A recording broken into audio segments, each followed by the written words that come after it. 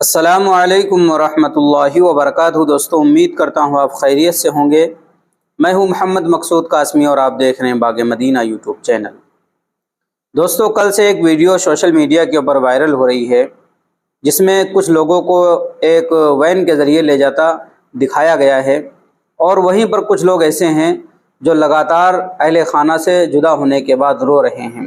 تو اسی کے متعلق آج کے اس ویڈیو میں بات کرنے والے ہیں کہ آخر پورا معاملہ کیا ہے۔ آخر تک ہمارے ساتھ بنے رہیے۔ گوہاٹی، آسام کے بارپیٹا ضلع میں بنگالی مسلم کمیونٹی سے تعلق رکھنے والے 28 مسلمانوں کو، جنہیں پہلے غیر ملکی قرار دیا گیا تھا، پیر کے روز گرفتار کر کے حراستی کیمپ بھیج دیا گیا۔ یہ حراستی کیمپ تقریباً 50 کلومیٹر دور واقع ہے۔ سوشل میڈیا پر وائرل ویڈیو میں غیر ملکی قرار دیے گئے 28 مسلمانوں کے خاندان کے اراکین کو بارپیٹا کے ایس پی دفتر کے باہر دیکھا گیا جب انہیں پولیس کی گاڑی میں لے جایا جا رہا تھا۔ ان افراد کے رشتہ دار زاروں قطار رو رہے ہیں۔ بارپیٹا کے ایک مقامی کارکن فاروق خان نے بتایا کہ ضلع کے مختلف علاقوں سے تعلق رکھنے والے 28 خاندانوں کے ایک ایک فرد کو پیر کے روز دستخط کرنے کے لیے پولیس اسٹیشن بلایا گیا۔ بعد میں انہیں ایس پی دفتر بلایا گیا اور زبردستی حراستی کیمپ بھیج دیا گیا۔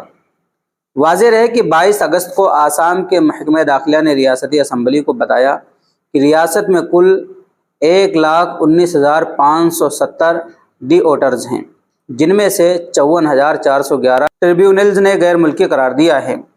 انہوں نے مزید کہا کہ 16 ایسے افراد کو بنگلہ دیش بھیج دیا گیا ہے۔ محکمہ داخلہ نے اسمبلی میں یہ بھی بتایا کہ گوپال پارا کے ماتیا میں واقع ڈیٹینشن کیمپ حراستی کیمپ، جو ملک کا سب سے بڑا مرکز ہے، میں اس وقت 210 غیر ملکی قرار دیے گئے افراد مقیم ہیں۔ ان 28 افراد کو بنگالی مسلم کمیونٹی کے خلاف بڑھتے ہوئے رد عمل کے درمیان گرفتار کیا گیا ہے۔ تو دوستو، یہ تھی افسوسناک خبر آسام سے کہ آسام میں 28 مسلمانوں کی شہریت ختم کر کے حراستی کیمپ بھیج دیا گیا ہے۔